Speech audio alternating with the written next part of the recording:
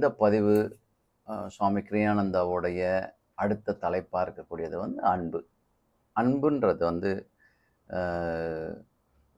ஒருவர் அன்பு நேசிக்கப்படுவதால் அல்ல, மாறாக நேசிப்பதால் கண்டுணர்கிறார். அதாவது அடுத்தவங்க நம்ம மேலே நேசிக்கிறத விட நம்ம நேசிக்கிறது மூலமாக தான் நம்ம அதை உணர முடியுன்றார். மற்றவர்கள் நம்மால் ஈர்க்க முயற்சித்தால் அன்பை ஒருபோதும் தெரிந்து கொள்ள முடியாது. நம்ம ஒருத்தரை கவரணுன்றதுனால மட்டும் அன்பு நமக்கு தெரியும்னு கிடையாது. அன்பு பிறர் மேலே மையம் கொண்டு அதனை அடைய முடியாதுன்னு சொல்கிறாரு. நம்ம பிறரை ஈர்க்கணும், பிறர் கவரணும்னு நினச்சிங்க பண்ணிங்கன்னா அது அன்பாக இருக்க முடியாதுன்னு சொல்கிறாரு. ஏன்னா அன்பு எல்லையற்றது, ஒருபோதும் நம்மால் உற்பத்தி செய்யக்கூடியதல்ல. ஏன் அன்பை உற்பத்தி செய்ய முடியாது? அன்பு தானாகவே நமக்குள்ளேருந்து இதுவாகணும். இதை நான் சுயமாக வேணும்னு நான் முயற்சி பண்ணேன்னா வருமானா வராது. இது எல்லையற்ற மூலப்பொருள்லேருந்து நாம் சந்திக்கும் அனைவருக்கும் வழங்க முடியும்.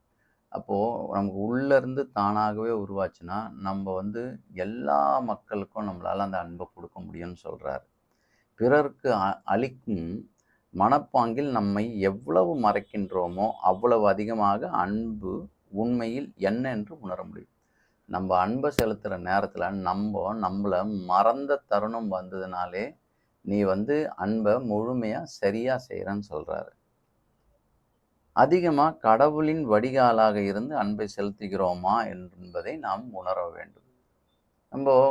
நம்ம சொல்லுவோம் இல்லையா, நம்மளோட லவ் இறைவனுடைய ஒரு சேனலாக இருந்து நம்ம பண்ணோம்னா அந்த அன்பு மேலோங்கி இருக்கும். அதே அளவுக்கு இந்த பிரபஞ்சம் முழுவதும் அவர் ஒருவரின் அன்பை இருப்பதை உணர வேண்டும்.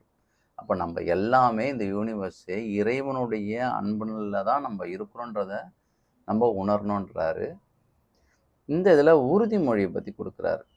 உறுதிமொழி: நான் பிறரை எனது சுயத்தின் தொடர்பாக கருதி அன்பு செலுத்துவேன் மற்றும் கடவுள்களில் இருந்து நான் உணரும் அன்பின் வாயிலாக அன்பு செலுத்துவேன். அப்போது நான் பிறனுடைய சுயத்தோட தொடர்பு, அதாவது சோல் டு சோல் கனெக்ஷன் வச்சு நான் அந்த அன்பை செலுத்துவேன் ஒன்று.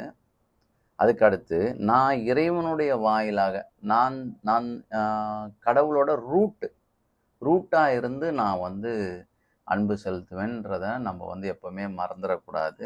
அதுக்கு பிரார்த்தனை அழகாக சொல்லியிருக்காரு, ப்ரேயர்: ஓ எல்லையற்றவரே, உனது அன்பின் ஒரு வடிகாலாக என்னை ஆக்கு. அந்த டிவைன் லவ்வாக என்னை ஆக்கு, ஒரு சேனலாக என்னை மாற்று. என் மூலம் வறண்டு கிடக்கும் எல்லா இதயங்களையும் சென்றடைந்து அன்பின் விதைகளை விதையுங்கள்.